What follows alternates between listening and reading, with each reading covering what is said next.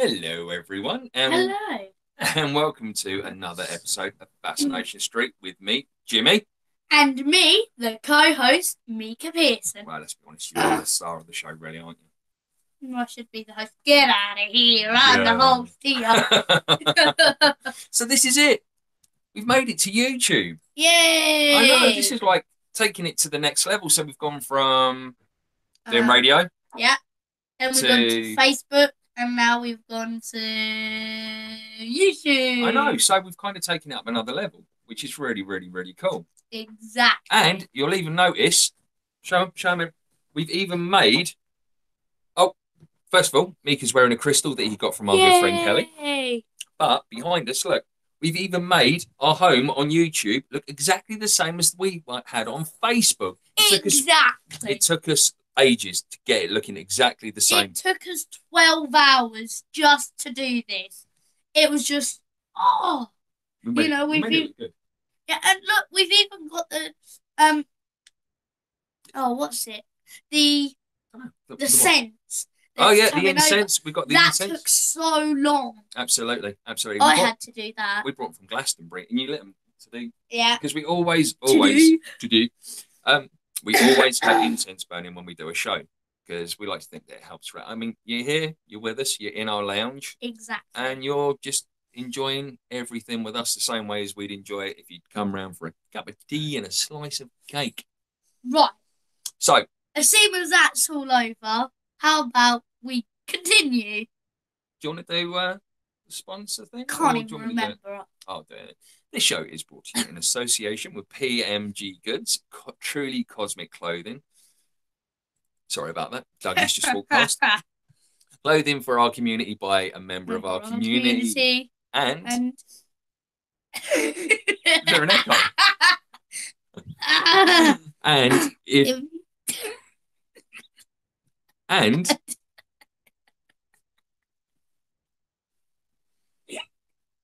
Don't mind me, I'm just dying over it, don't worry. And if you quote promo code FS15 off every order over $40, you might want to repeat that. You will receive 15% off. So, without the child, that is FS15 off, and you will get 15% off every order over $40. Right. Have you got it together now, young man? Yes. Right. Look, we have got new shirts. You may have seen on Facebook before the show. Come forward a little bit more. You need to come forward a little bit closer. Come closer. Right. Stand up. Look. We have got new clothes from PMG Goods. So thank you very much, Pete. Thank you. Right. So, Mika, what's been going on with you this week? Well, this was my last week of school for the term. Yep. And I was really excited for Friday. I was like, come on. Yeah, but you've had a good term at school, though, haven't you? Yeah. And then just that when the teacher takes us out, it's just like straight away, freedom, boom, hammer down, done. Freedom. Well, okay. Now, how was your week gone? My week? No.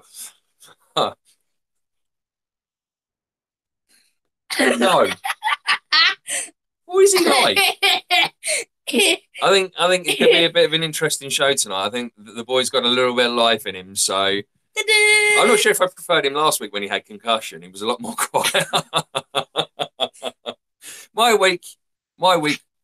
Come on, let's continue. My best friend. My week's been busy. It's been a very busy week at work. It's It's been hectic, and obviously producer Sarah going into hospital as well. That wasn't ideal. But she's doing okay. She's here today. I'm here. Did it? She has asked that I don't turn the camera around on her today because she's not feeling especially great, and she said she's not looking especially great neither. So you will hear from producer Sarah. You just won't see her today. Oh, that's a shame, Bubby. I know. A shame that Miss Sarah Pearson isn't going to be coming on today. But the voice will. The voice will be there, and she will be interacting with everyone through social media on YouTube. It isn't YouTube. It's YouTube. I'm quite excited. Are you not excited? I've got question marks around my head. I know, it's confusing. I know I've said it before, and I'm going to say it again. We've made it to YouTube, so that is like taking it to the next level. It sure well is. It's like taking an Albus a day. What's that? I'm trying to get up my Texas voice. You're trying to do the Texas accent for when our guest comes on, right? Yeah, man. And we've been really, really looking forward to getting this guest on for a little while because some of you do know him, and he is by far one of the most loveliest people we've come across, isn't he? He's funny. He's from Canada. Home by Texas Gold. And yeah, right. So it should be any minute now. We should be joined by him. So if we just wait. So shall we? If we stare at the camera. Yeah. Why did you stare at the camera? Any second now, Chuck will appear. Did it? That's my ear. Oh, well, anyway. All right, keep the magic stuff. Come to us, Chuck. Come to us, Chuck. He's not there, is he? Yes, he is. There he is. Hey. How are you, buddy? I'm doing good. I'm just trying to get my... There we go. Yeah. Oh, that is amazing, Chuck. That is truly amazing. Awesome. Honestly, you must be so proud right now of everything. Oh, yeah. Oh, yeah. Incredibly. Cool. Right, Chuck, are you ready for the bio treatment that we give everyone? I'm ready. Let's see what you guys got. Brace yourself, Truck. Okay. He was born in 1412. True story.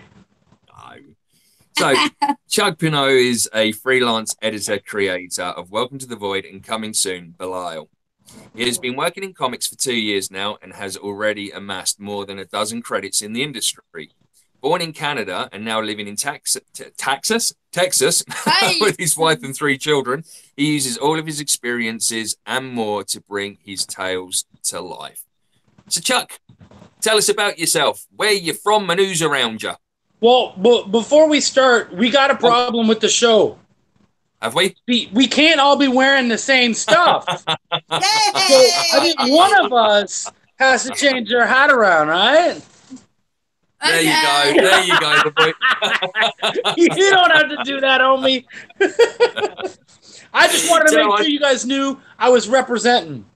Yeah, repping the Fascination Street. Hell yeah.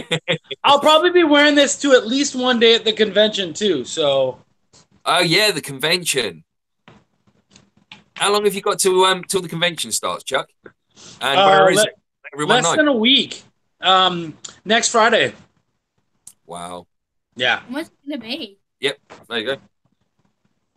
Ask Chuck again. Where's it going to be, Chuck?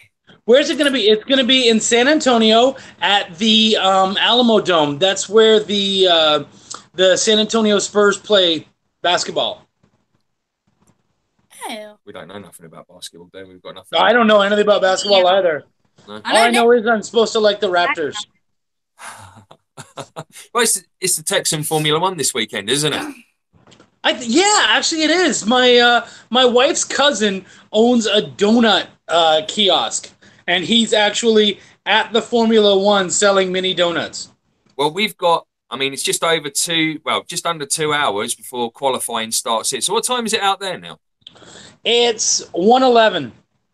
So it's about 3 o'clock your time then. So, wow. Because obviously, as you know, we are big motor racing fans. Oh yeah. And That's where Mika's name came from. Yeah. Where's Legend? Where's what? Where's Legend? Oh, jeez. I don't know. I forgot Legend. I said all this stuff up. I got the hat. I did everything. Becca, can you get me Legend? Do you know who Legend is? Hey, it's a little dragon. That's right. Well done. You know Legend. That's awesome. Yeah, See, yeah. I love that people know about him because now I'm going to bring him to the con and everything. Yeah, yeah. He's the most famous one, Chuck. You could go to Hollywood with him. Yeah, everyone would just be like, I don't know who the guy with the beard is, but that's Legend, the dragon. Yeah. Come on in. Thank you, kiddo. There we go. Is that Becca? Yep. Come say hi, Bear. Hi. Hey, Becca. How are you, babe? All right? Hey, look. Yes, got kids with us and everything. I know, right? All in one. Family show. We're gonna have to get her doing a comic with me. That way we can come on an episode and talk about it. I'm actually coming to Comic-Con on Sunday. Sunday, that's right. Sunday. You're gonna be helping me on my booth. You're going as well? Yep. Are you excited? I'm gonna bring in Nora, which you probably saw in the background in a few videos ago. And Nora's the black dragon, her best friend. Well, come on, then let's see it. Cool. Oh, go! He's saying go get it. Let's see it. Okay. You got to share. You can't I say know, things right? like that and share. Oh, those videos that you've done, honestly, they were brilliant, Chuck. Oh, thank you. I have so much fun doing them. Honestly, it's nice because it helps to get my voice out there and kind of my own brand, but also it shows off other people's work. And there's a lot of really good work that otherwise won't be seen. And so if I can kind of help out with that. There we go. There it is. Show them up together. Fantastic. Both of the dragons. I like the inside of Dragons the wing. unite. We need to do something like that. Well, Right? All we've got is Fascination Street Dog. No, I got something. You gonna go play a game? I love you. Mwah. See you later, Becca. Take care, sweetheart. Hey, Dad. Bye. No, Intro. ukulele. No. No. Alright. Okay, so that's Right. on here. Are we good? Yeah, we're all Yeah. good. We're all good. I've got my child. You've just lost yours. So, right, so Chuck, for those people out there that don't know you that well, tell them about Chuck's Raw Reviews. Okay, cool. So Chuck's Raw Reviews, it's literally raw. I go out there and I just be me, which means, well, sometimes the kids might need to wear some earmuffs, but I go out there and I just tell it how I see it. But the thing is, for me, is that I don't want to review something that I don't like. Yeah. So I've had very few, but I have had some books come by where they're like, "Will you review this?" And I'm like, "No." Because I don't want to talk bad about your stuff. It doesn't help you. It doesn't help me. It doesn't help anybody. I don't want to do that. So I did have one where I was like, I can't review this. And they were like, well, do you want to read something else? And so I did. I liked that, and I reviewed that instead. I have no issue doing that. So I kind of want to have a positive slant, and I don't like everything. So a lot of times it's about finding what I like in there and what's good and kind of finding the audience for that particular book. You know, like, hey, I'm not an anime guy and I'm not at all, but the art is good and the story was really good and that kind of stuff. Yeah, absolutely. I mean, like with you, I mean, you do independent comics, which is really, really cool. So there's a big market out there, as I've noticed recently, because, I mean, I left comics alone for a long time because I just got bored of the oversized guns, the bulging biceps, and it just didn't interest me anymore. Yeah. You know? And then other bits and pieces, like I say, since I got to know you, started watching Chuck's Raw Reviews and other bits and pieces, and get to see like a whole host of really good stuff. And someone like yourself, you know your beans, and you've really kind of put it out there. And that's really, really cool. And that's also reflected in Welcome to the Void, which I totally love. And I'm not just saying it because you're a friend. I genuinely enjoyed that first part that I saw, because the animation, the drawing and that in it was great. The artwork is, the attention to detail was, I mean, your team. Do you want to give your team a shout? I do, as a matter of fact. Actually, here with me right now is my dude from Canada. His name is Chris Latimer. No one's ever really seen him, but he is basically my publishing partner. He and I own our publishing company, 50-50 right down the middle. And he was the one who, basically how I got started was I got started in someone else's book. And it kind of went under. And I was ready to just give up. I was like, I tried. I did good. And I was ready to walk away. And he said no.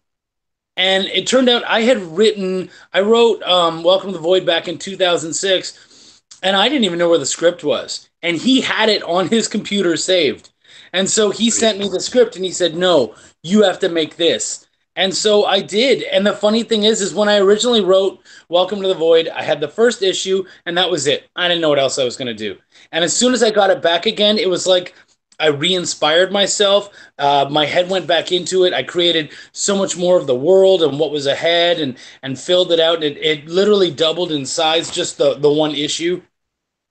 And so, yeah, man, like he's my number one dude. And then I have Sean Barber, who does our interior art, and dude is awesome. He and I have a serious bromance going on. We get along really well. And he's also the co-creator of Belial. Yep. He actually came to me with that idea and went, I have this idea. I'd really like to play with it. What do you think? And I blew it up into something else. And now we're partway through that one, hoping to get that one out there in the next month or so as far as Kickstarter. And then I have Kitty Pierce, who is my colorist, and her color work is amazing. Do you remember that scene where you have Manny and Rena, and he's kind of like looking down, and it's got the big, beautiful moon and all that? Yep. Originally, that was just a plain background. And she added the moon and the stars and made that beautiful sky and just made it gorgeous. Everything she touches becomes more beautiful. And then Michael Wagner is my letterer, and he's awesome. He's such a professional, and he's been in the business for like 25 years, so he's taught me so much. And they all have, actually. And then my editors, because even as an editor, I still want someone to look over my work. So my wife proofreads everything, and she's amazing. She's also my writing partner in a lot of stuff. And a good buddy of mine, Ben Cook, who goes over story considerations and stuff. That's fantastic. And I mean, the intro to Into the Void, if I can go through it, if that's cool. And it's Manny Johansson was born and raised in Tibet to a mother in over her head, trying to free Tibet from the Chinese government while really having no idea how to do that. Stubbornly, she stuck around, meaning that Manny had to grow up in occupied Tibet as half American, half Tibetan, with no clue who his real father is. He saw many amazing displays of spirituality and faith that stuck with him through his life. None of that would prepare him for his move back to his mother's homeland, where he would wallow his days away as a dishwasher and find himself consumed by the otherworldly dimension known only as the void. I went through that and I thought, okay, that's cool. And then you got that awesome picture of him just underneath, and then got into the first bit where he's doing dishes. I mean, the level of detail just in like where he's in doing the dishes as well. I mean, anyone could have just, all right, fine, we'll bang, bang, bang. But it just seemed like everything about this has been absolutely meticulously planned. Do you know what I mean? Because I know it's been a labour of love for you for 2006, really, isn't it? So, and it seems just so meticulously planned. Everything just seems so right with it, Chuck. Well, what's neat is that you guys get to see this book right now and you get to enjoy it. But down the road, you will realize that there's even more in this book than you're picking up. And so I've had a couple people come to me and say, hey, what's that? And I'm like, I'm glad you noticed, because not many people have. There's a lot of little like Easter eggs and little things that we've put in there so that right now it doesn't mean anything. But 4, 5, 6 issues down the road, you'll go, whoa, wait, were you trying to tell us something? And I was like, I was, but you weren't listening, you know? So there's that stuff, and I'm gonna love the fact that people can go back and check it out, and the meaning grows and grows as the story itself grows. Of course, because I mean, I got to the end of that first issue that you sent, just where he's being consumed, and I was just sort of like, I want more. Honestly, that's exactly what I was going for. You gave it the perfect cliffhanger ending. Thank you. I appreciate that. Yeah, that's dead on what I was going for. And the funny thing is that the name and everything, it came from that last picture, that last scene.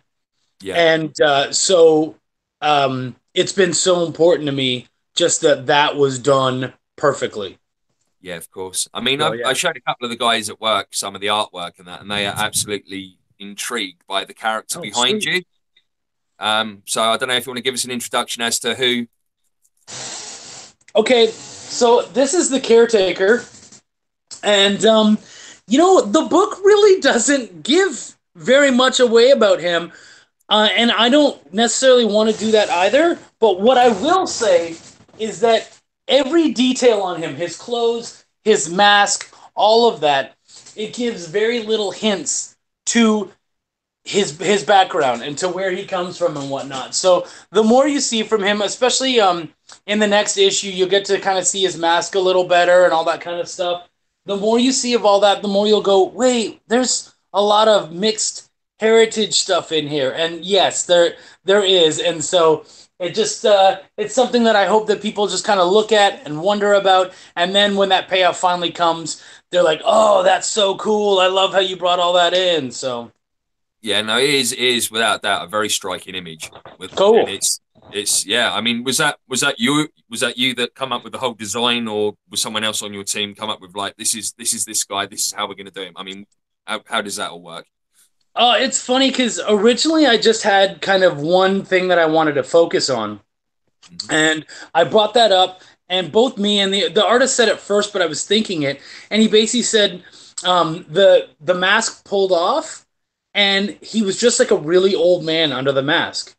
And he was like, man, he looks too much like Emperor Palpatine. And I was like, yeah, actually, I hear you. Scooby-Doo reveal. yeah. And we were like, no, we got to do something big. So we changed the mask around. I added some more depth. And that was kind of just a reason for me to go into the character. And I like to kind of play with myself and force myself into uncomfortable positions when I'm writing. And so at first I was like, I'm not going to explain it, and then I'm going to force myself to explain it later. But that was kind of a lazy approach. And so I went through the character, got a good idea of his background and where he comes from and stuff. And then all of that went into making him what he is. Okay. So, sorry, bear with me a second, Chuck. No, you're good. So what was the first comic you ever read? I ever read? Yeah. Can you, or the one that really kind of made you think, bam, that's where I want to be? I know it. I've told this story before, and I love this story. My grandparents, my grandfather, I was named after my grandfather, Charles, and he was a priest. And they took in foster children, and they were amazing with their foster kids. And so when I would go over to see my grandma and grandpa, I would always go visit the foster kids. Well, one day my foster brother was gone. I guess he was out with his friends or whatever. And so I, like a bad little brother, snuck into his room and kind of checked it out.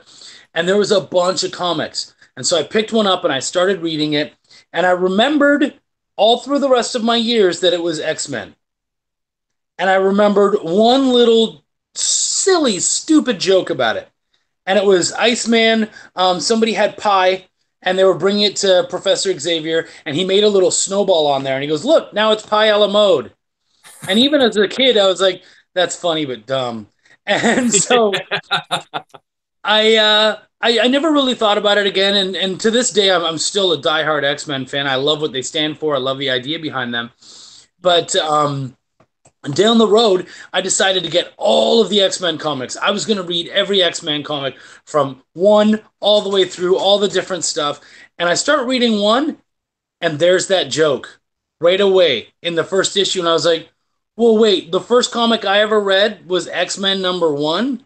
No and way. Yeah, sure enough. Yeah, absolutely. That's outrageous, Chuck. I know. So come on, who's following on from that? Who's your favourite X-Men? Wolverine. It's got to be in it. Oh yeah. He's Canadian. He's rugged. He's hairy, dude. Hey, and I think what remind me of? Yeah, right. I think what I love most about him is that he's so strong and he has that healing factor. But what people don't remember is that there's no pain suppression. He feels everything that happens to him. So even like when he has to pop his claws, he's popping them through his own skin. He literally has to hurt himself in order to hurt other people. And so there's a bit of determination that goes into, okay, I'm going to have to do something bad, and I'm going to actually have to pierce my own flesh to do that. Like that's some dedication. Absolutely, right? I mean, no pain, no gain. Yeah, absolutely. Yeah. So when we was chatting earlier, you mentioned about a new project that you've got on the way. Belial? Yeah. So Belial is, man, honestly, so if Welcome to the Void is my soul and it's kind of like the emotionality of what I do, Belial is just my personality. It's fun, it's an adventure, and you are not going to stop having a good time. And it's all of that. It's based around the idea that there's actually a demon called Belial, and he's the original creator of hell. He made hell, and all the demons and everything in it. And then God sends Lucifer down and says, I'm striking you away, and I'm giving you hell. And then poor Belial is stuck in his own world, unable to do anything because it's not his anymore. And so for millennia, he's just, he kind of rots away, and he's fat, and he's annoying, and he's a total has-been. And then some stuff happens, and he's basically kind of called out by his own very few followers and told, look, man, you're a nobody, but you were somebody. If you want to be who you were again, you got to take hell back. And so the series, it's just 5 issues. It's going to be a mini series, and it's all based on Belial trying to take hell back from Lucifer. That sounds cool. That really, really does. How many issues of Welcome to the Void are there? It's just the issue 0 so far, and now we're working on issue 1. And I mean, have you got a projected amount that you think you're going to do, or is it just going to keep going until you're? Yeah, it's going to go on. I have it planned even beyond the characters that you see now and all that kind of stuff. I mean, not like 100% planned, but more just the idea that the Void can live on beyond even these people that you see. And so if anything ever happens to them, it can just keep going and going, keep doing new things and taking new ideas for it. So, what was your inspiration for Welcome to the Void? My inspiration was that I felt as I've been a fantasy fan since I was Mika's age. I was reading The Hobbit. Have you ever read The Hobbit? No. Are you kidding me? Never heard of it. You can't tell me you've never heard of The Hobbit. I never heard of it. Okay, you wouldn't have a Harry Potter if it wasn't for The Hobbit. The Hobbit is brilliant. First off, they have movies of it, so you can go watch the movies. But honestly, the book, I'm sure you could read it. You know, Lord of the Rings. It's Lord of the Rings. They're the hobbits. The little tiny. The small human guys. They're called hobbits. They're probably So you're aware of those, aren't you? Well, and the hobbits are actually based on the Brits. Mm. Yeah, J.R.R. Tolkien was himself British, and so he based the Hobbits very much on the English, where they drank tea and they had a very sedentary lifestyle and all this kind of stuff, and it's hilarious. Of course, we're very sociable people, us Brits, you know. Absolutely, and so you got a cup of tea, my love, and a bit of cake. Hey, see if I can find I want to show Chuck something. I love tea and cake too. So hey, but yeah, man. So that's where it all got started for me was loving magic and fantasy books and all that kind of stuff. And so I felt like modern day fantasy, especially in comics, was really boring. Magic. Right. Never worked. We went to Comic-Con last year, and I managed to find the Marvel annual from the year that I was born in 1978. Holy cow! Okay, that freaks me out for two reasons. One, I can't believe you got that. That's so awesome. And two, you're older than me. I'm 40 next month, Chuck. I'm 39, dude. We're not that far apart. I just didn't realize it. Right, I think anyway, thanks for joining us, Chuck. Yeah, thanks for having me. Right.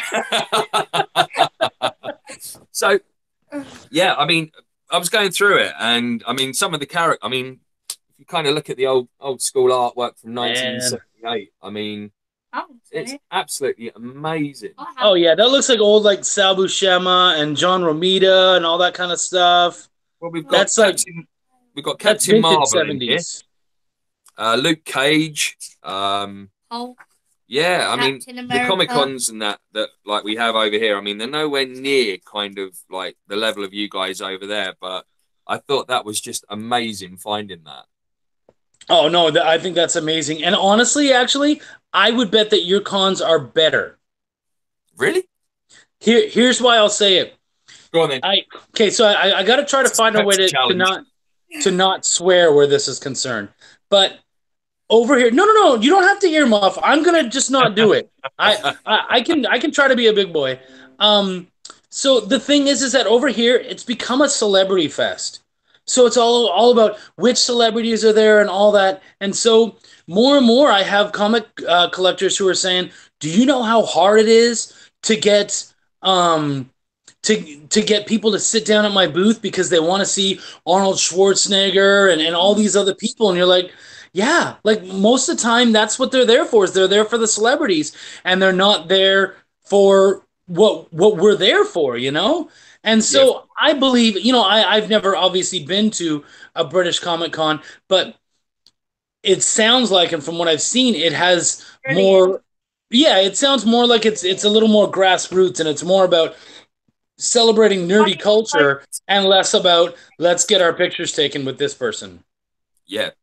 I mean, how do you feel about the Comic-Cons? I love the Comic-Cons over here because you get like, you know, Boba Fett. We met Boba Fett. I think was it this year? Yeah, you met Boba Fett this year. This year, Boba Fett. Jeremy Bulloch. The actual Boba Fett, and then last year we also was able to get a picture with Darth Vader. Really? So we met Dave Prowse last year, Jeremy Bulloch this year, and we were sat at the end of our time.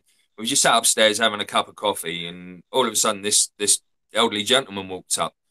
And he said, "Oh, I'd just like to say how lovely you all look," because we all went in costume. I think I saw the costumes. I love those pictures. Absolutely. Yeah, and it's our one day a year of just being total geeks. We all get dressed up. We love it. I mean, I've just got a Han Solo outfit for next year. Ooh. A New Hope, but that's cool. I'm good with that. Whatever. So we're sat there, and this elderly gentleman comes over, starts talking to us, and, you know, I'd like to congratulate you on how well you look, this, that, and the other. I was like, oh, thanks, man. At this day, I was so confused. I was just like, who are you? And then he comes out and he says that he was actually in the original Doctor Who's. He was like the head of the army unit. And I've never been a big fan. And then I've said it to like a few people, and they was just like, "Oh my God, that guy's got quite a big part." And I was like, "I have no idea." And he's just there, like he's known us forever, and you know what I mean, an absolute larger than life like personality guy. And we had no idea who he was, and I felt really bad afterwards. I hear you. I get that. Yeah. So, in your comic, are any of the characters based on other people? Yeah. So are you asking that because you know? I'm asking it because I know, and I think other people would like to know as well, my dear. Okay, no, that's great. So the bar manager, her name is Rena, and she is based on Sabrina. I guess Campbell, is that what she's going by now? Yeah, that's what her last charge card was. No, I went to high school with her. She's a So beautiful I lady. I know her under a different name, but anyways, from Sabrina, who does the she's almost like an animal whisperer, which is just so cool. And yeah, Don't all say the anything, but I'm going to try and get her on one of our shows as well. I haven't asked her yet. I have no doubt that she'll want to do it. I believe it. Absolutely. Oh yeah. Sorry. Oh, Anyway, well, this is a kick butt show. See, I caught myself. stop it. Aw, Stop yes, it. yes. Oh, you're lovely. Yeah. But yeah, Right. it's Rena is based after her, and so actually the next issue is very much about Rena. So you'll get to see a lot of Sabrina. You get to see her son. Now, obviously, it's based off of them, and something I had to tell her right away was, look, it's a comic. A lot of messed up stuff is going to happen. I need you to understand that I'm not doing this to you. I'm doing this to characters that may be based around you. And she was like, no, that's fine. That's totally cool. But it was neat because when I had written, when I was going back over issue 1, and I was like, man, he kind of needs like a sidekick of some sort. So I sent it out on Facebook and I said, hey, if anyone wants to be a sidekick in my comic, I'd love to do that. Just, I want someone who is a real, yeah, I bet, right? I wanted someone who was real in the fact that whatever they did would be, it wouldn't be magical. They wouldn't have these crazy powers necessarily. It came, their powers came from what they did in real life. And I got some really like kind of just little like quick paragraphs like, yeah, I'd be a good one because of this. And it was just a couple people. And then Sabrina sent me this long thing all about her life and how tough she is and about the things she's gone through and about her mentalism and all that kind of stuff. And I was like, oh, dang, okay. And the more I thought about that character, the more I realized she makes a terrible sidekick because because she's a strong character on her own. She would not be a great sidekick. And so I made her, very much her own person, and she will have her own adventures and do her own stuff. And she will affect Manny in her own way, which is super awesome. Ah, that's cool. Right, Mika, you've got some questions for Yes, Chuck, haven't I you? sure will have. He thought of them out of his own head and everything. Yeah, I love it. my brain isn't coming out just yet. Oh, sorry. Maybe later. So yours are the ones with the M next to them. Okay. Does it have M and then dot dot dot dot Yeah, dot you dot don't have to dot, say dot, the dot, M dot. dot bit. That's just M. illustrating that. No, it's showing that it's your question. When did you start making comics? That's a great question. I was like just kind of, I made some comics when I was really young, probably around 15, and I drew them myself and stuff. And if I had the patience, maybe I could have been an a passable artist. But I was too tough on myself, and it wasn't where my heart was. My heart was always in telling stories and in writing.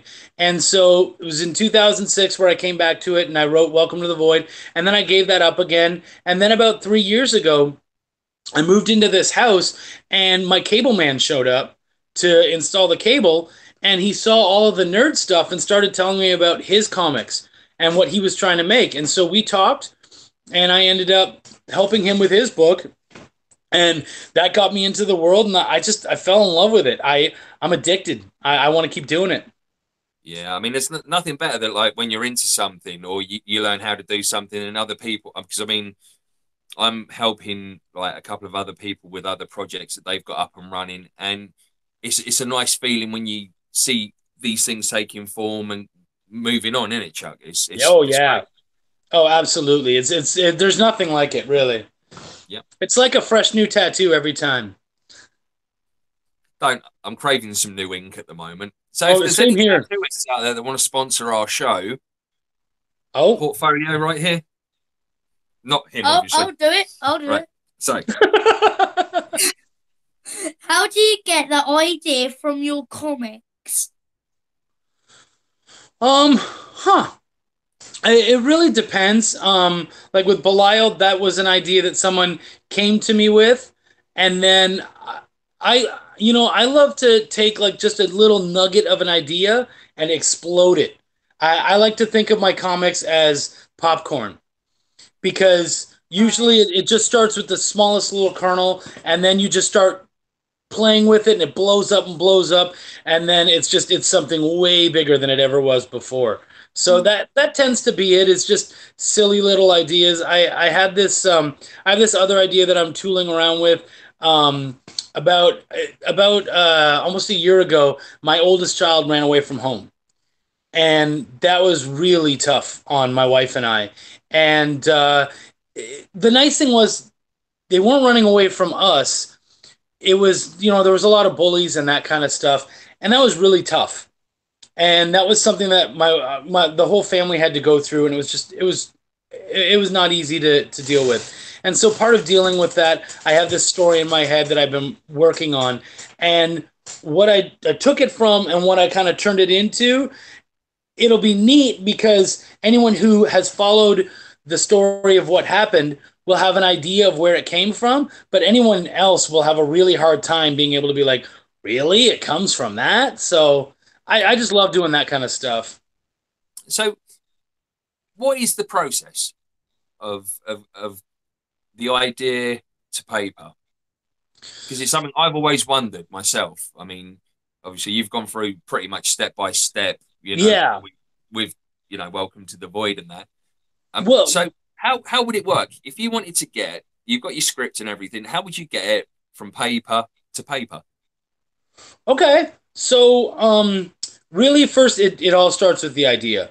And then from there, it's about fleshing out that idea. And often, if you have even just like if it's a one shot, you want to flesh it out beyond even what you're going to see on the paper because it affects how the characters act. Even if you're talking about you have a character and you don't necessarily talk about their background, but by having their background figured out, it means that you're giving them a real voice. They sound real. They sound like an actual person.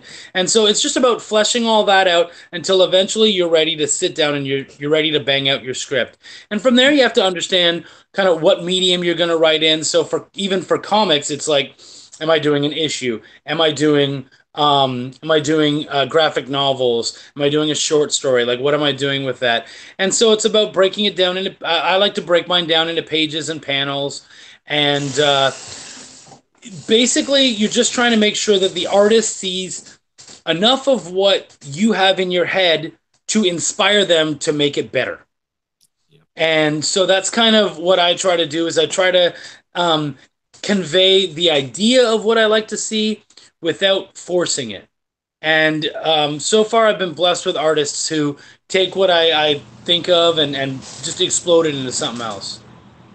Yeah, that's cool. Yeah. So I've also got, where is it? I was thinking maybe you get a paper with the writing and the paper with no writing. Boom, done. Do you ever I wish, buddy. That would be so much easier. I like your way of doing it. The simplest of minds, Chuck? Man, hey, if it works. Ooh, yeah. James O'Barr, yeah. I absolutely love this one so much. I love the Crow movie. It's such an important part of like my growing up and that. So I mean, I'm the story is obviously I was into like 2000 AD growing up, and it was all Judge Dredd. And then, as I say, I left the comics alone for a while, and then I came across The Crow just after watching the movie, and reading through it, there was so much that you could pick up just through the artwork. Like Welcome to the Void, you look at certain bits and you can just pick up like a feeling, like it creates its own atmosphere. Yeah. Which is exactly what I got from this. I mean, you can feel that something. And then I found out that he wrote it shortly after the loss of his partner, and it was basically based on that. Oh, wow. I didn't know that. No, did you not? And a lot of the music a lot of music that he was listening to around that time inspired certain bits and pieces. Like Joy Division was a very big part of his writing process and things like that. Yeah. So, yeah, it's one of the more fascinating things that I didn't know about it. And that's really cool, and I love how that kind of stuff happens. Like, I mean, with anything that truly, I guess I kind of want to say, with anything that matters, you know, like that we've poured our hearts into, it's really cool to kind of see where they came from and what inspired that.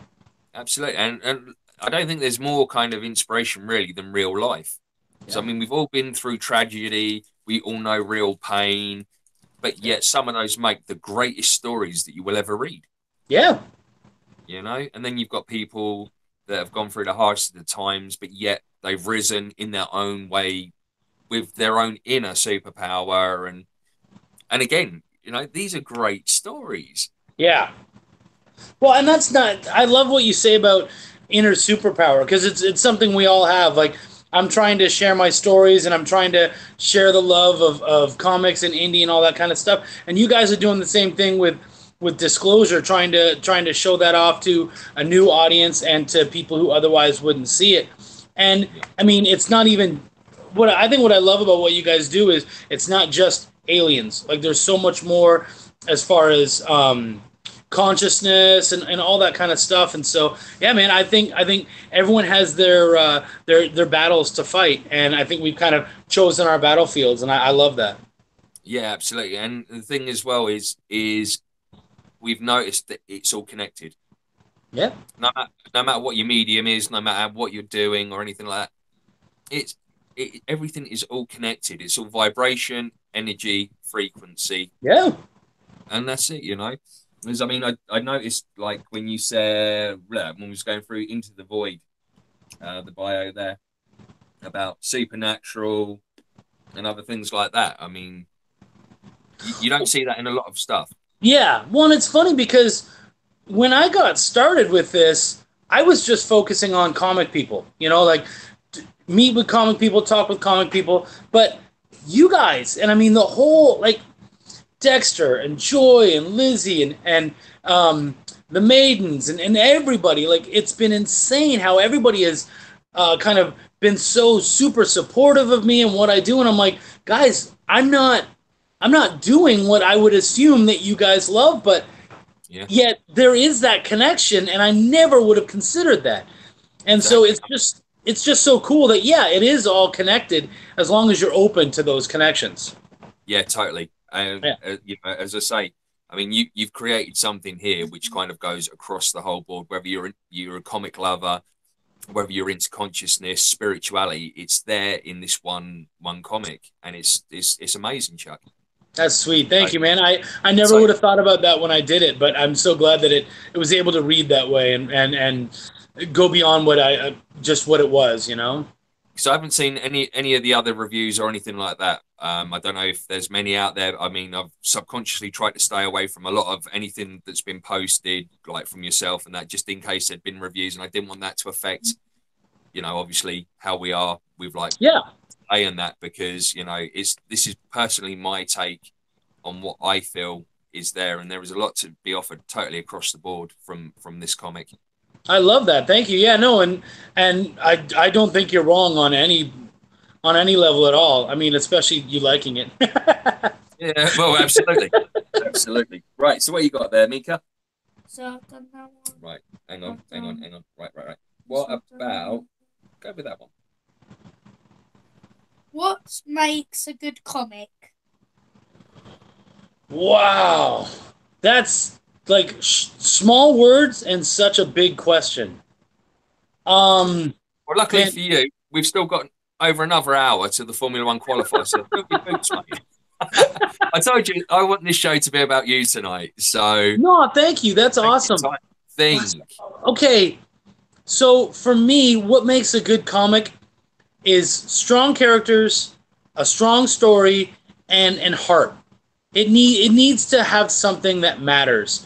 And there was so many comics out there where it's just, you know, a lot of the original Image comics, as much as people hail them and all that kind of stuff, I really felt like the story was actually kind of lame.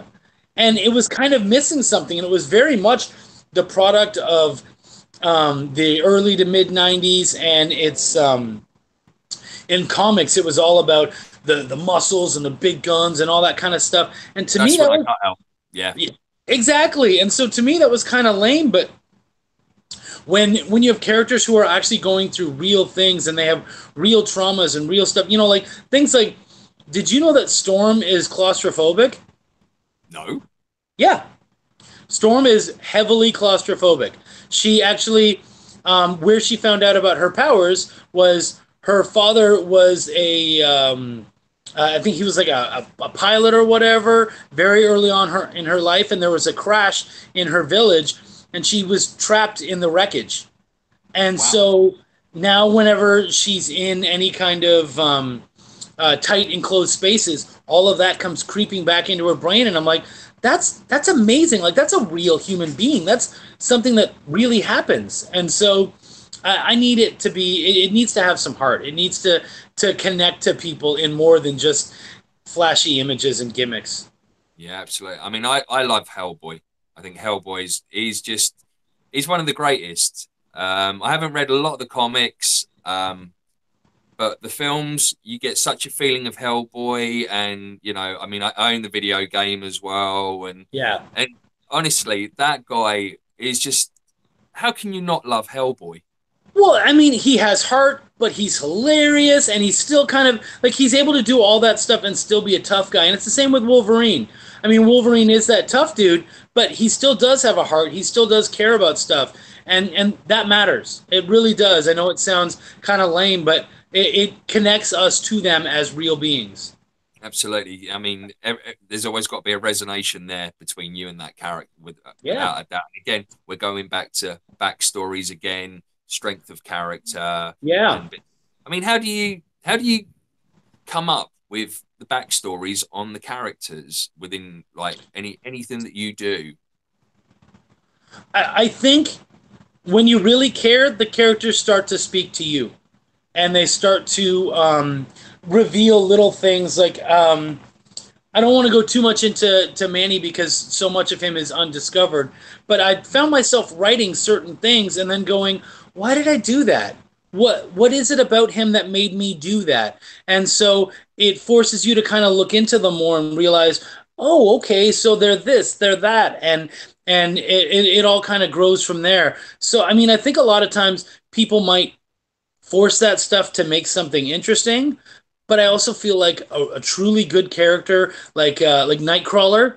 I mean, Yep. Nightcrawler kind of started as this very fun, enjoyable character, but he also has that his ties to the church and to his faith and all that kind of stuff, and so that stuff kind of starts to work through them so that they start to wrestle with different parts of themselves, and that's just good writing, and that's just good storytelling is letting the character kind of speak to you, and when you find those little nuances and those little tidbits about them, you grow them, and you see kind of why that is, and what made you want to do that. Right, cool. And what gave you the idea for the whole Tibetan thing? Is that something that's personal to you, or what was um the inspiration for that bit, Chuck? So no, it's just it's the idea of spirituality, but also, I mean, if you when you read the book, you realize that Manny is kind of an apathetic person, and so I liked the mixture of someone who is apathetic and kind of sees the world like whatever, it's all gray, and yet he's had these amazing religious experience and grew up in this area with all this flavor and all that kind of stuff. It kind of remind me of I grew up in and around Toronto, and then people would say, "Oh man, maybe we should go to the CN Tower," and I'm like, I've never been. Like, I live there, and I still like you. Just when you are somewhere, you take it for granted, and you don't Yeah. tend to enjoy it as much. And so I thought I would love to see a character who grew up in a place as amazing as Tibet, and just take it for granted. It didn't mean as much as it should have to them. And what I also liked is that I've had an interest in Tibet without ever seeking that out, and so basing him out of Tibet forces me to have to research it and find out about it. Cool. Is this somewhere that you've been before, or are you gonna go there? Oh man, that would be so cool to go Yeah. there at some point and do that. Actually, what I would love to do is I have an issue in my head where we get to go meet his mother, who's still in Tibet. And I would love to have a Tibetan artist come in and draw that issue just so we can see all the beauty of what the place looks like and their take on it without, It's anyone else affecting that. Yeah, yeah, absolutely. I mean, all around there is somewhere that I've always wanted to go, and Yeah. we had plans to go do the whole thing, just before sadly Sarah became disabled. So it's something that we're not going to be able to do. So hopefully one day when Mika gets a little bit bigger, we can go. But I've just had some friends that have just come back from Thailand, and we were sat at work, and they was showing me the pictures of the temples, and oh my God, Yeah. it honestly, Chuck, it was just outrageous. I mean, the beauty in these things it was mind blowing. Yeah. I Really, had really. I had a buddy who lived in Taipei for about a year, and he moved there to become a teacher. He was aimless, like he had no clue what he was going to do with himself, and so he went to Taipei for a while, and he sent back all these amazing pictures, and then he would talk about how unhappy he is, and I'm like, "What are you talking about?" And he goes, "Well, I'm alone here, and I'm so lonely, and I miss everybody." And I'm like, "Yeah, but like, look around you, like that's amazing. All the stuff you get to see, and all these amazing things that you get to experience." And he's like, "Yeah, I just want the same stuff." And I'm like, "You didn't enjoy it when you were here." Yeah, right. Well, it's like when I first got to know like the maidens and that. I mean, they were totally bowled over by just the pictures of me walking outside the house and straight down the end of the road. Obviously, the big castle sat on the hill, and like Yeah, the way that people respond to that is, to me, it feels really alien because it's something that's I brought a house on the street where I was pretty much born and grew up, just across the yeah, road from my parents' house. We live in like a real old school community where everyone knows everyone. We've all babysat each other's kids, and everyone's all grown up now and they've all got kids of their own.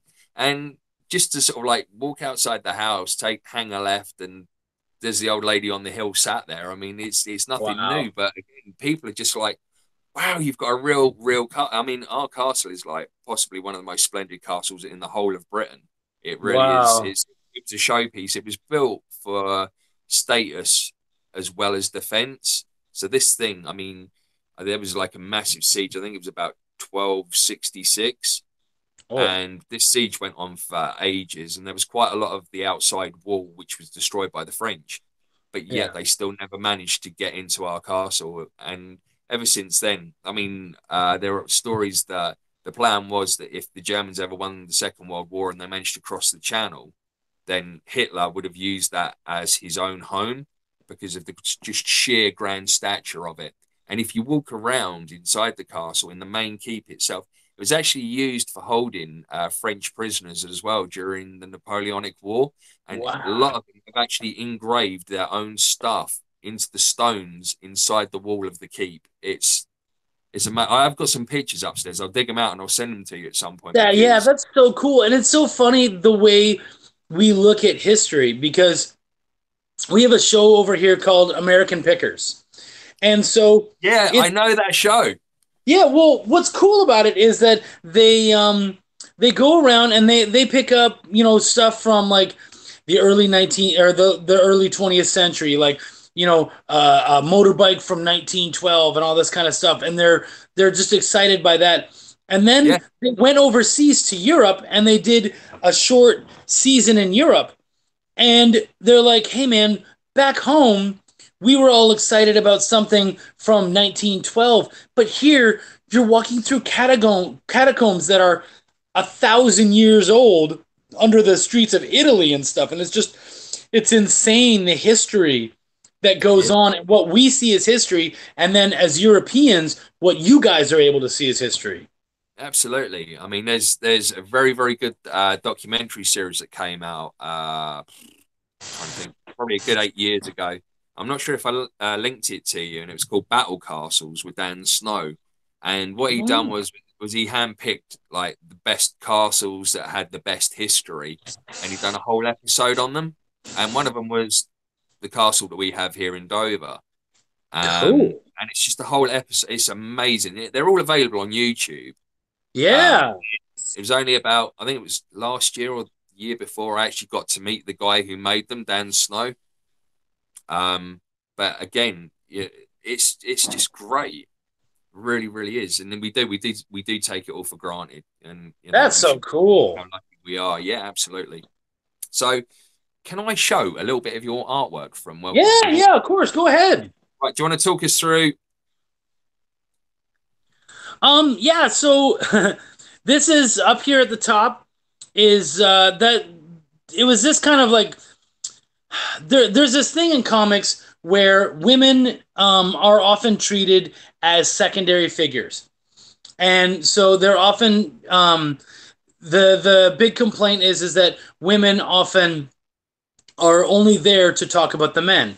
And so I had this speech where they start talking about Manny, but then they go off and they're talking about their own stuff and their own lives and whatnot. And it was important to me to connect to these characters so that you saw them not just as people who are there with Manny, but as actual women who have their own lives and do their own things and all that. And then this picture down here, the dishwashing page, it's actually kind of funny because originally that was a whole page of just dishwashing. And the water kind of swept all over the place. And it was this really cool like montage kind of thing.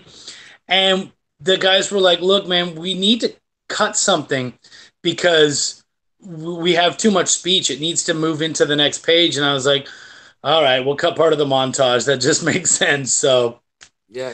You see, for me, that was the one that done it. Yeah? That the sheer level of detail in that one picture there.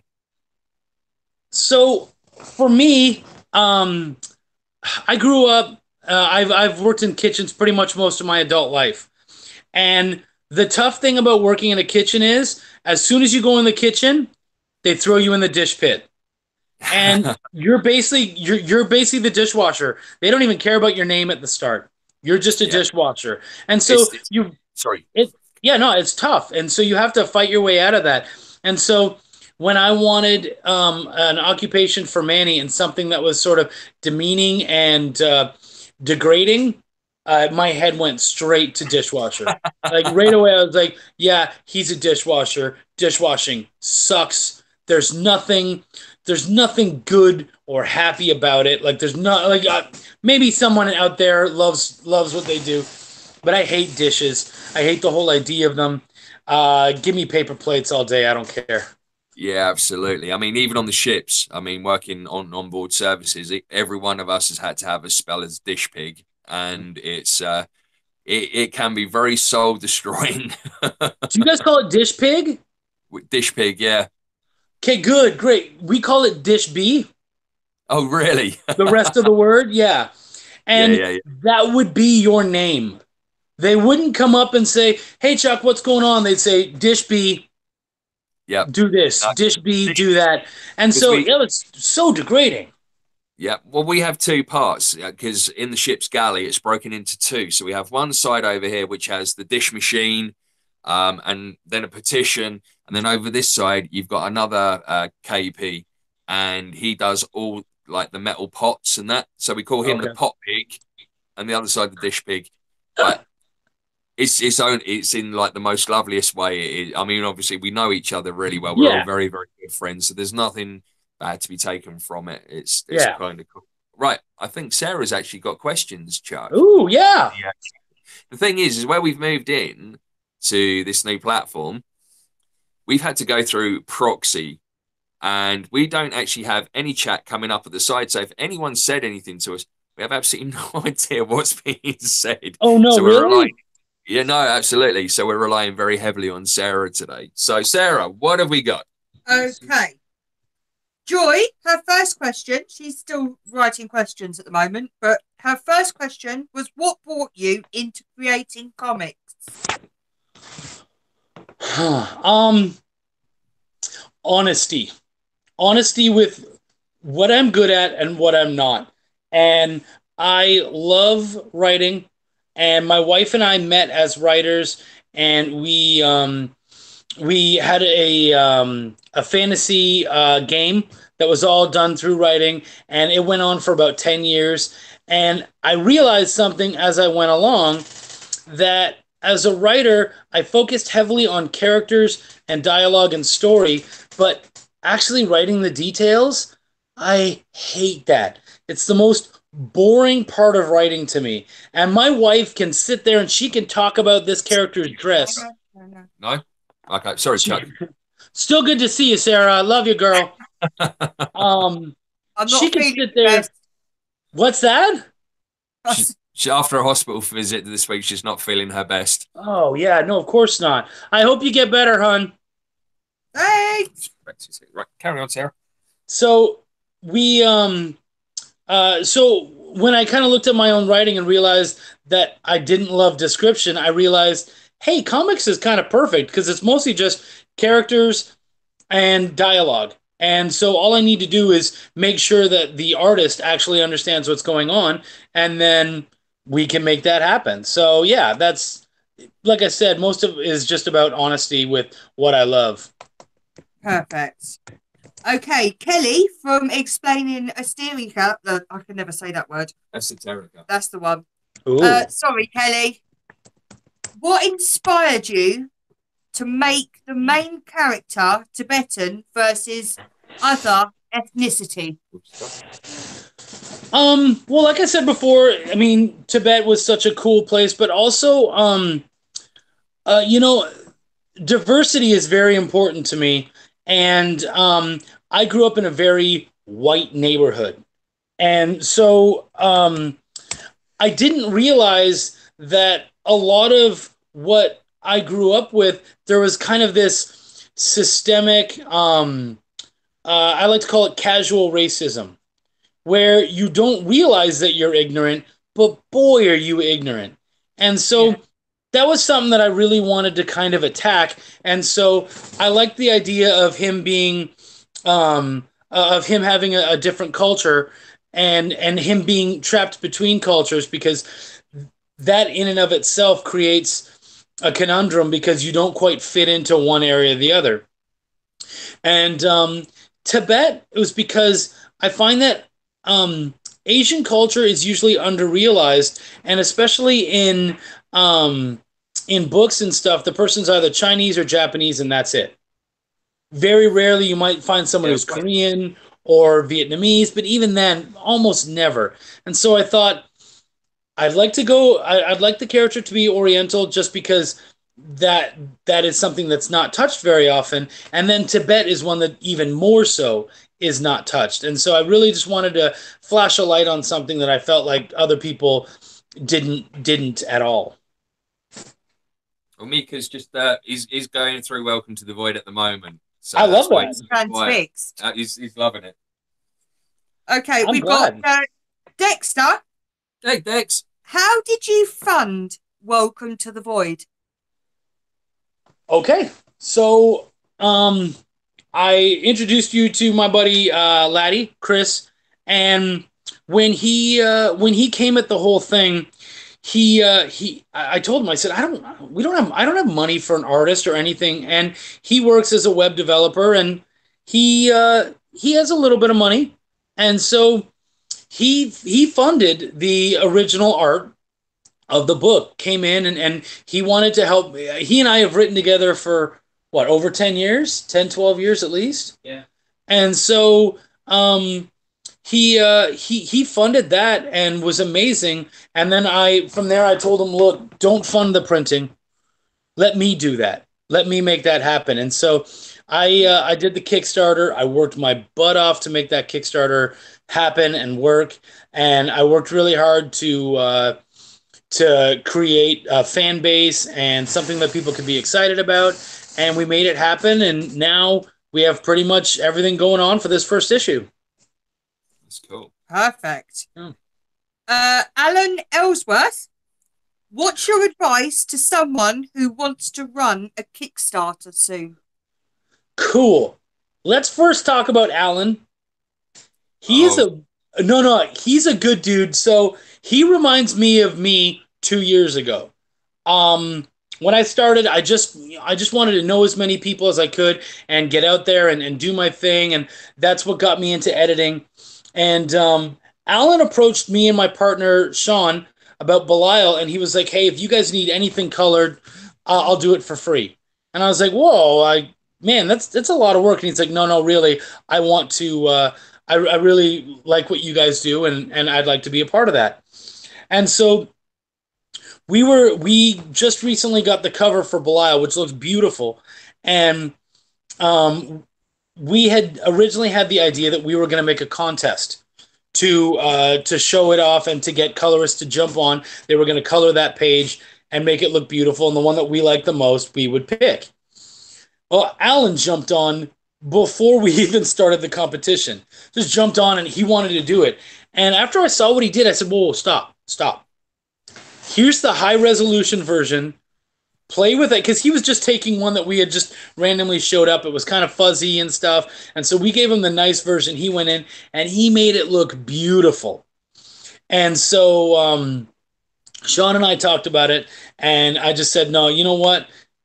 Can the contest. This dude is hungry. He's talented. He wants to make it happen. Let's do this." And so he's the colorist for the cover, and right now Belial is black and white, but we've decided that a stretch goal will add color to it. And so when we do the stretch goal, all of that extra money will go to Alan to color and bring light to the world of Belial.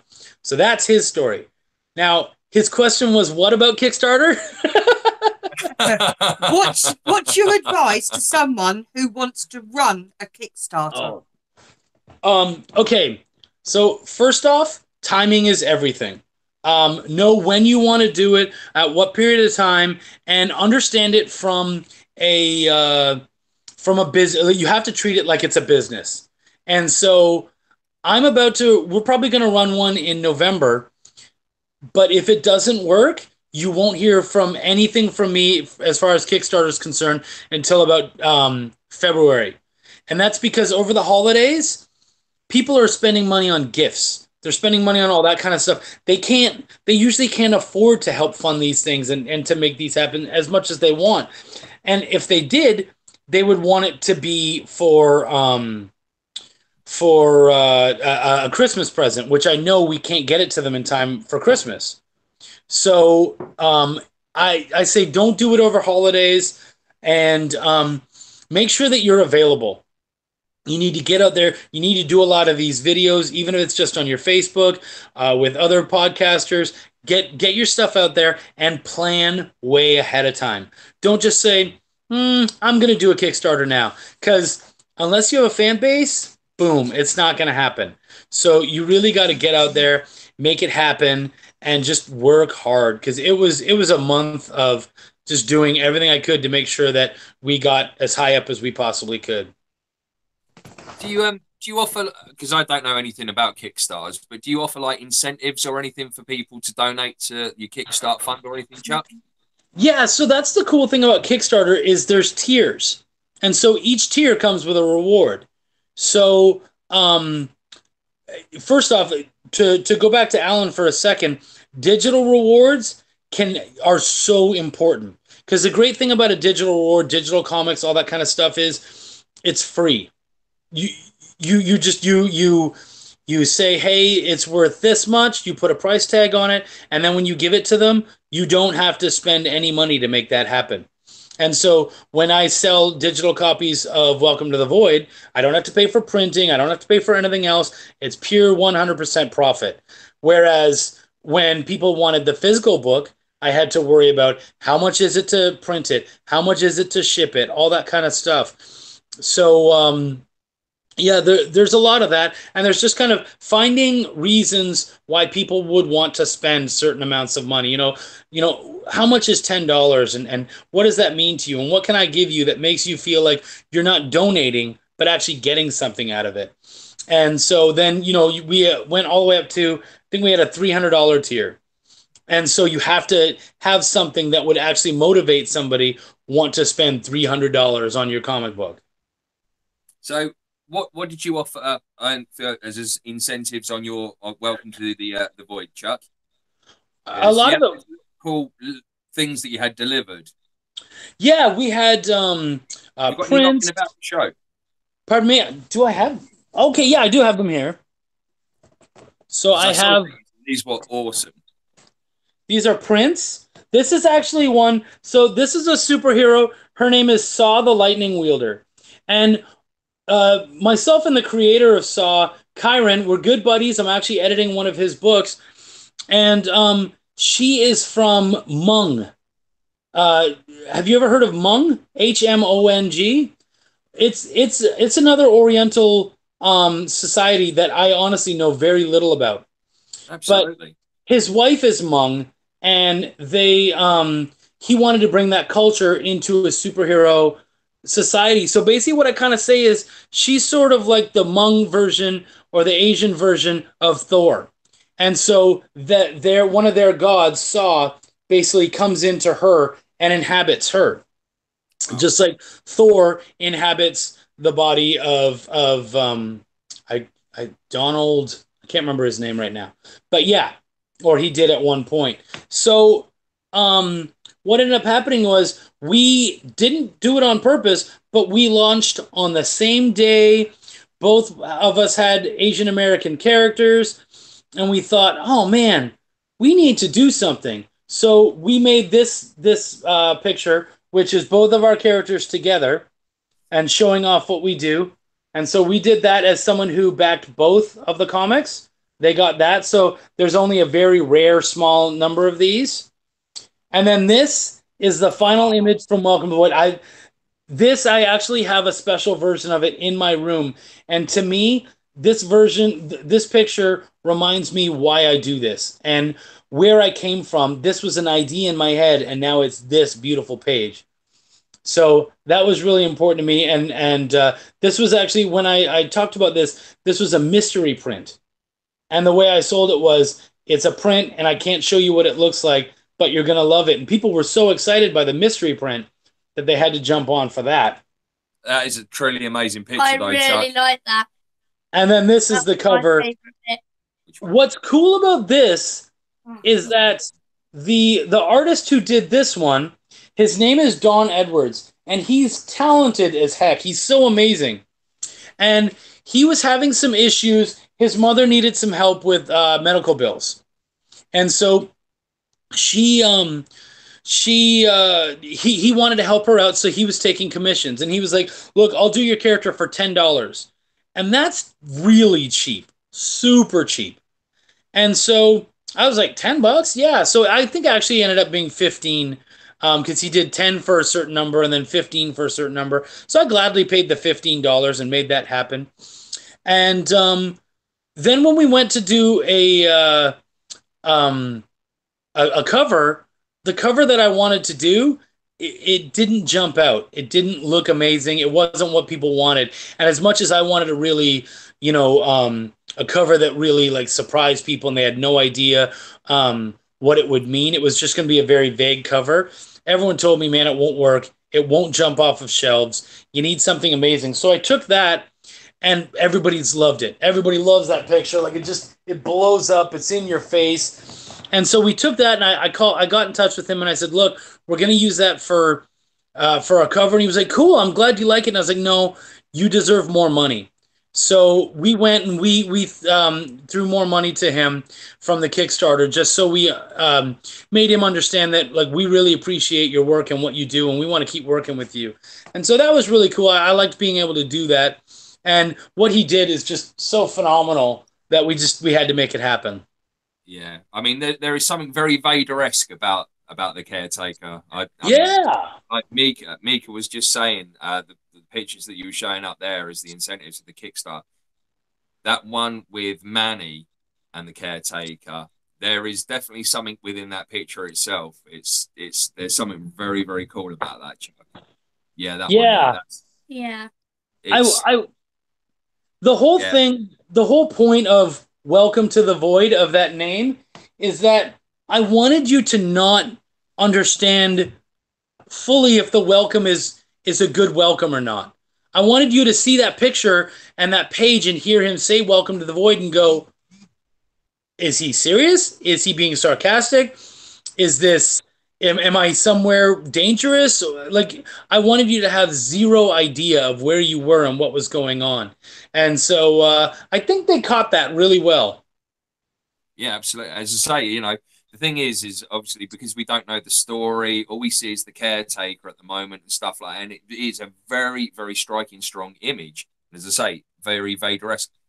And you're going to look at that and you're going to instantly think something bad because of obviously the presence that Vader had. And obviously, if you relate that to that, I mean, I don't know the story. I don't know where it's going to go. What did you think of Welcome to the Void? I found it really good. I read over it twice just to make sure that I got something right, that I didn't get any words wrong.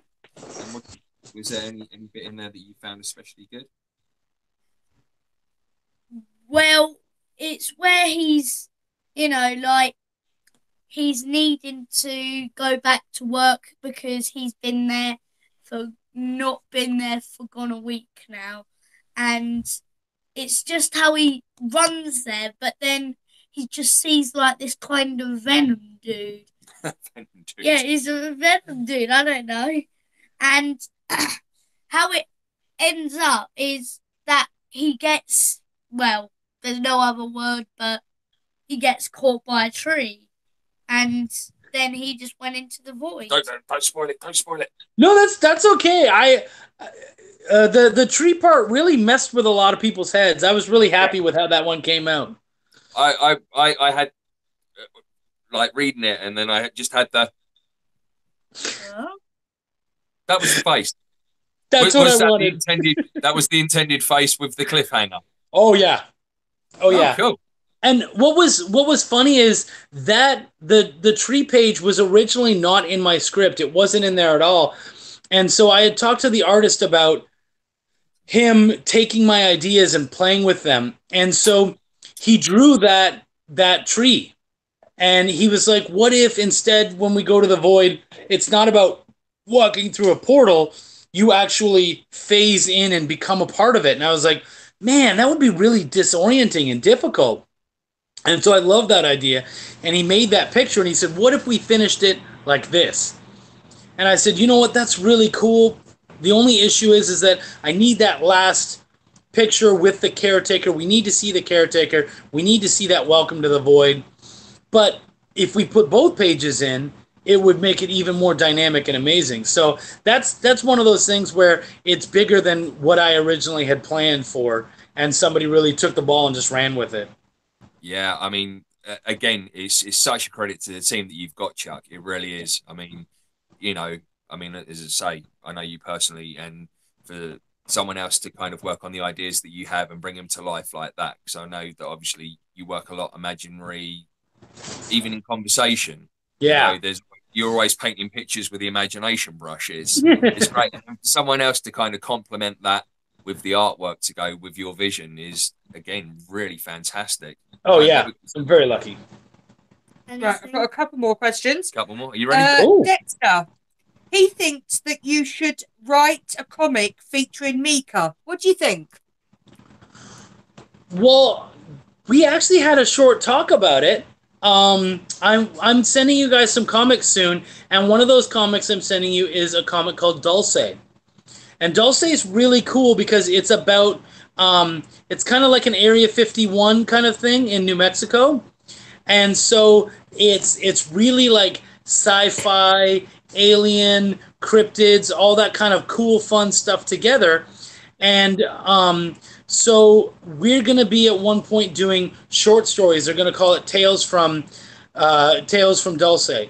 And so I had an idea where I would actually do one that had you guys in it, and we would get to play with some British cryptids or some British alien stuff.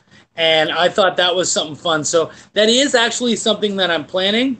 And I think that's something that I'm really wanting to do. Very excited for that, big time. Yeah. Yeah. You made a comic, dude. Yeah. I know. It's mad how everything's just kind of escalated. As I Right? said earlier about taking, now we're on YouTube, taking up to another level, and I'm just, what else you got? Okay, I've got another one from Joy. She's asked, who is your favourite female protagonist in comics? I can't even read my own writing. Rogue. And It's got to be, isn't it? Yeah, the thing about Rogue is that she is someone who was shunned by her family. She's been through all this difficult stuff in her life, and her power actually manifests when she touches people. She steals either their powers or their memories, and she can't control it. And so, what kind of a life does she have? She can't show her love physically, just like hugging or kissing or any of that kind of stuff. And I mean, I take that for granted. I love every time I see my wife, I give her a big hug and a kiss. I hug and kiss my kids. Can you imagine a life where you made these relationships and you loved people, but you can't touch them, you can't be near them, and so you almost have to shroud yourself away from everyone? I love that character because she's so strong and she fights it in as many ways as she can, and yet rather than walking away and becoming evil from it all, she actually becomes a hero and really tries to fight for those people who need it most. And I love that about her. Absolutely. I mean, how much would life suck without cuddles? Oh, man. Yeah, I mean... Right there, you guys wouldn't be able to be hugging. Right there, like how you guys are all close, tight-knit. Couldn't do it. Yeah, the dog. Big dog here as well. So, yeah, that would suck. I've lost my tablet now. So, I mean, obviously we've got quite a diverse audience and that. If someone wanted to get into comics, who would you recommend would be a good read first off? Oh, man. I mean... If we try and break it down into maybe categories, would that be easier? Almost, yeah. Like I would want to know the person just a little bit. Like, what are your tastes? What do you like? And then I could go from there. Like, because superheroes aren't for everyone. No, I mean, like, say for instance, like I said earlier, you know, I got bored of the oversized biceps, oversized guns. That didn't do it for me. But then obviously now finding Welcome to the Void with a supernatural kind of feel to it. I mean, who would you recommend from that field? Obviously, apart from yourself. That's fair. Okay, so a writer that I love and absolutely, I just love everything he does is Brian K. Vaughan. And he has worked for Marvel. He's done all sorts of stuff. He created The Runaways. He's done all this amazing stuff. And one of my favorite books that he wrote was called Why the Last Man. And it's about the entire male population of the planet is wiped out instantly. And the only man who lives is this guy named Yorick and his little monkey. And those are the only men on the entire planet. And you think, lucky dude, right? Like he gets all the women he wants. No, it doesn't work like that, because some women want to study him. Some women want to mate with him. Some women want to destroy him because they believe they don't need men in order to survive. They can take the parts and create their own people. So I love that story, and I love how that all came together. And so I think something that's intelligent like that and plays to those kinds of strengths and has the emotionality and all that, I think that's something that you'd enjoy a lot. What about, say, for instance, I don't know, maybe a family style comic? Something that's kind of very family orientated, or... Dulce is a big one that I'm going to be throwing your way for sure. I think you guys will like that a lot. It plays into what you guys enjoy, and it's all ages. Another one, I don't know it as well, and I need to read it, but everyone freaks out about Bone. And supposedly, yeah, it's called Bone. It's by Jeff Smith, and the story is so intense and amazing, and it's family oriented, but it's not childish. It's still it's all ages, but it doesn't pander to children. And so, really, really solid series from what I've been told and from the little I've read. So that's one that I would definitely recommend as well. Comedy, something really Yeah, fun and upbeat. That'd be the one. it's got all that too. Yeah, it's got all that and more. Yep. And who's really sort of like lighting the way at the moment when it comes to comics? Is there anyone specifically that's really? Wow. I know. Get in there, mate. And I sorry. No. I love that. I love that you're asking these questions. You're really forcing me to actually think. I mean, there's just so many names out there right now, and so many people doing amazing things. And I think that's what's awesome about comics is that there's not just one thing. And I think the sad thing was for a long time it was considered very geeky and nerdy. But what a lot of people don't realize is that like in France, how they have the ancient cave drawings.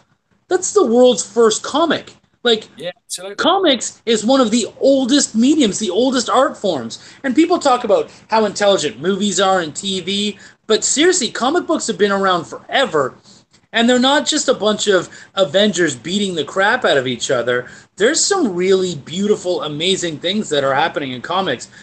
And literally anything that you enjoy, from the weirdest thing, there was this book out in the 90s called Milk and Cheese, and it was just like a milk carton and a wheel of cheese that fought and did fun things together. And then you have like the X-Men, and then you have super intelligent cerebral things like V for Vendetta and stuff like that. Like, so many amazing stuff. So there's literally something for everybody.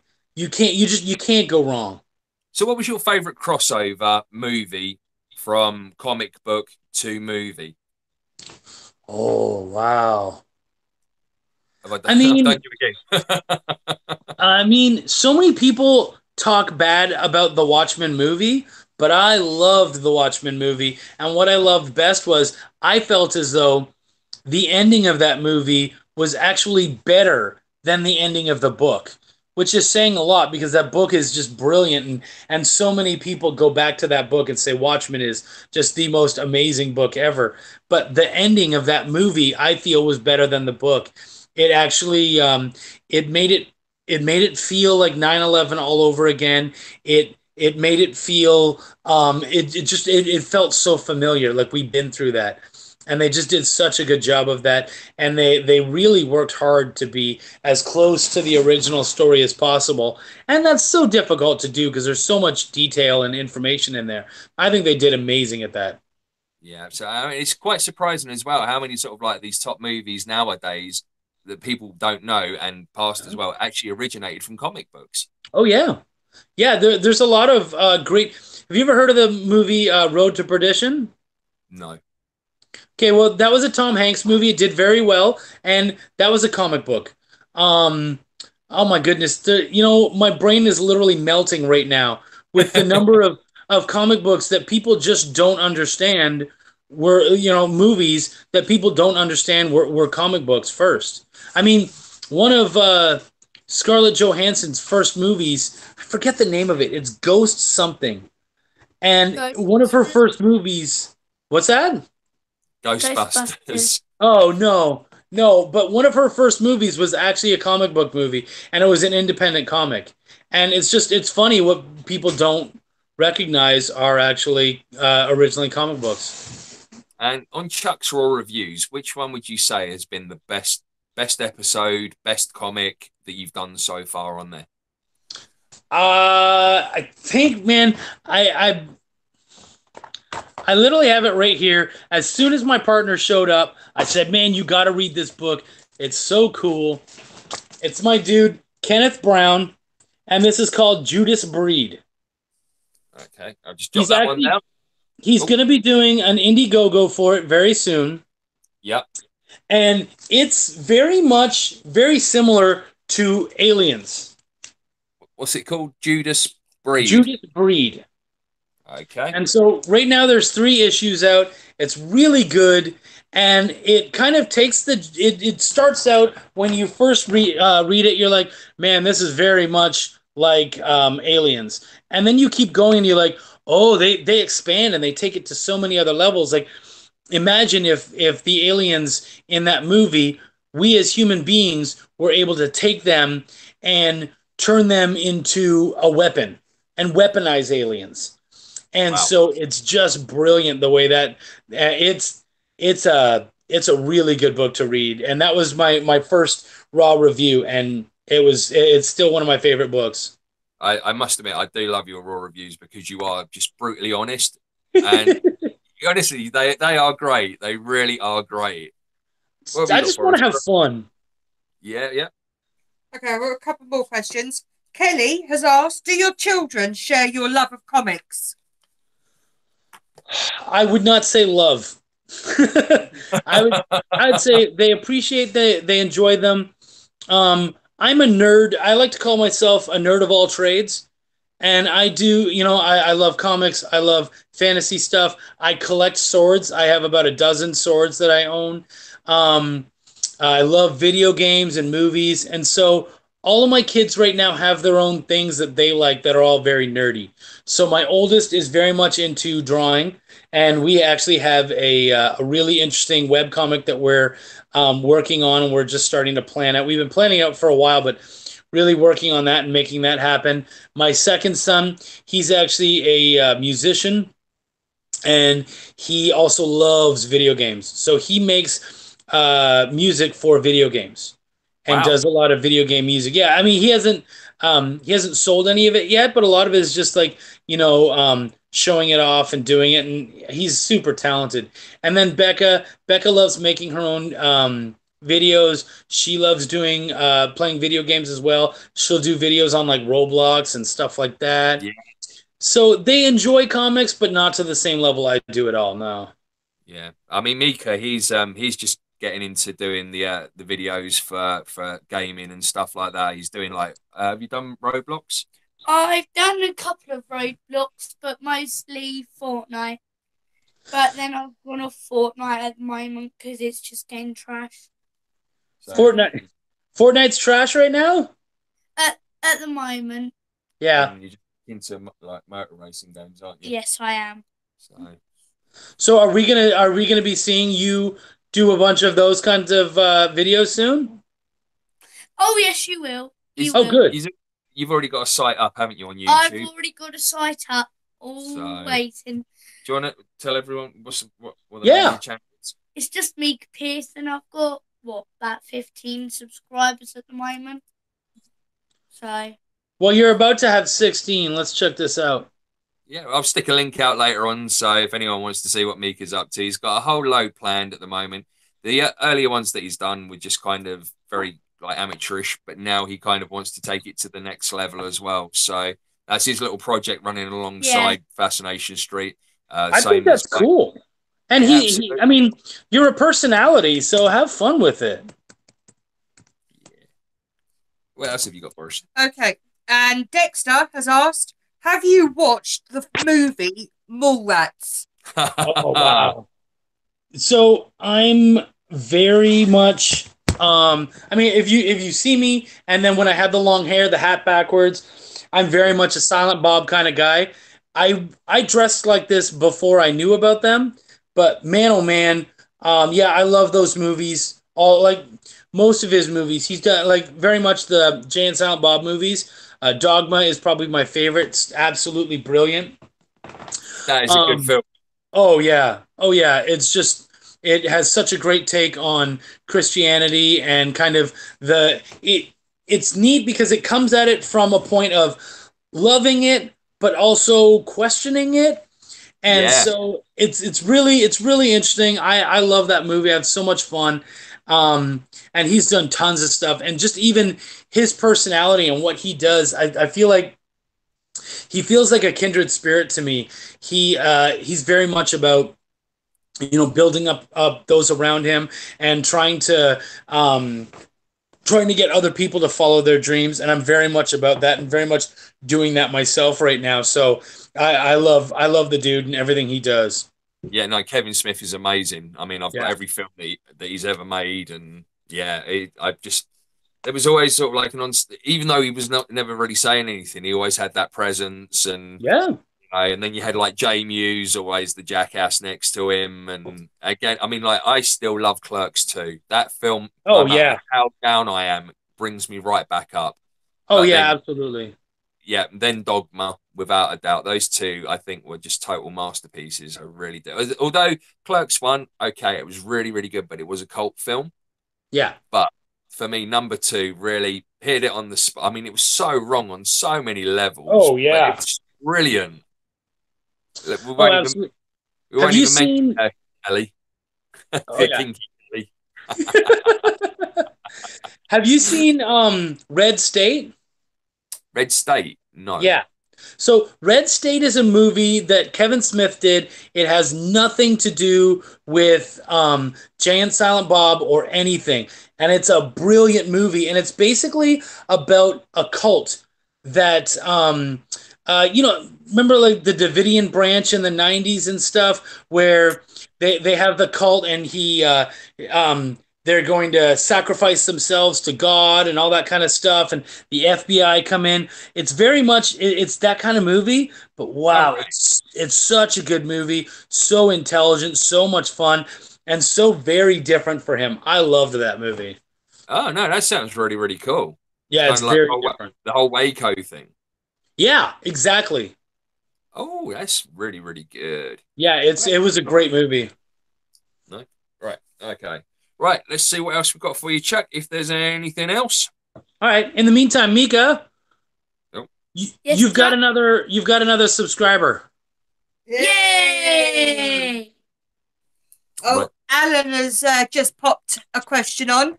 Oh, Have cool. you seen Kevin Smith's movie Tusk or Yoga Hosers? Yeah, okay. So what's he decided Kevin Smith decided to do movies where yeah, Ghost World. Okay, that's right. That was the movie. Alan said it. Ghost World is the movie that uh Scarlett Johansson did. But anyways, I just want that was bugging me, so I'm glad that happened.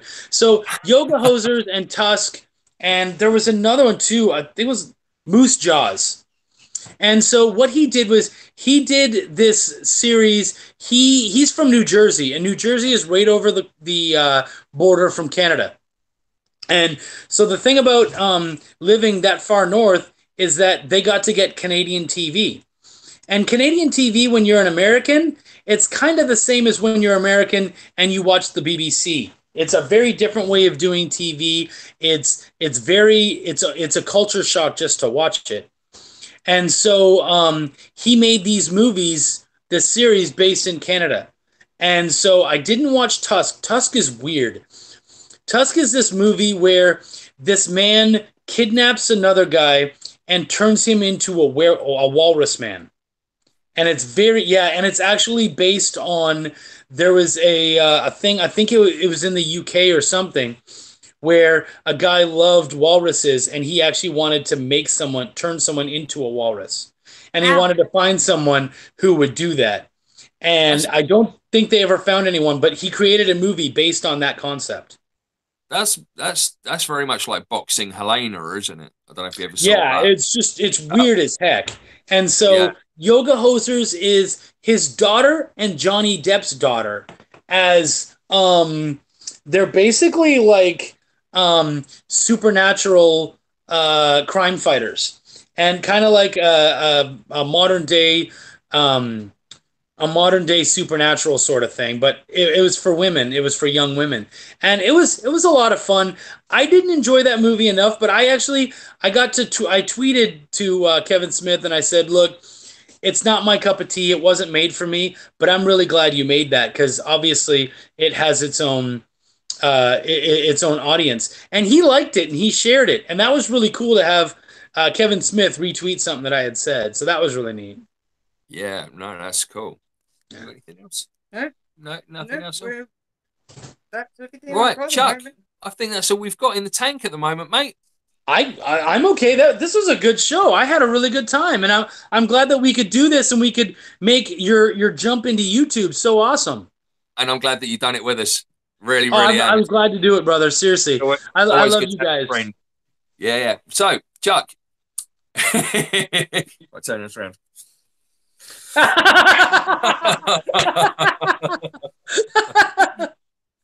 So Chuck, where can everyone get copies of Welcome to the Void?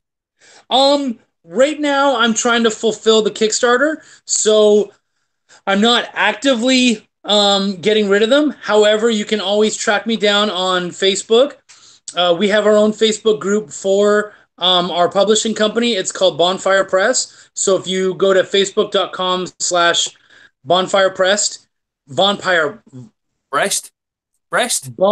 yeah, right, breast. Bonfire Press. And if you track that down, you can get in touch with us through there, and we can sell some copies. That's cool. I mean, if you want to afterwards on Messenger, just sort of like send me a link as well, and I can get that on our fan page and that as well. But Chuck, seriously, it's been really, really good fun. Thank you so much for coming on, mate. You've been a great I had a good time. Thanks for having me. Mate, no worries at all. Much love, Chuck. Love to the family, and we'll speak soon. You will. Much love, guys. Take care. Bye, buddy. Bye, see you, Chuck. Aww.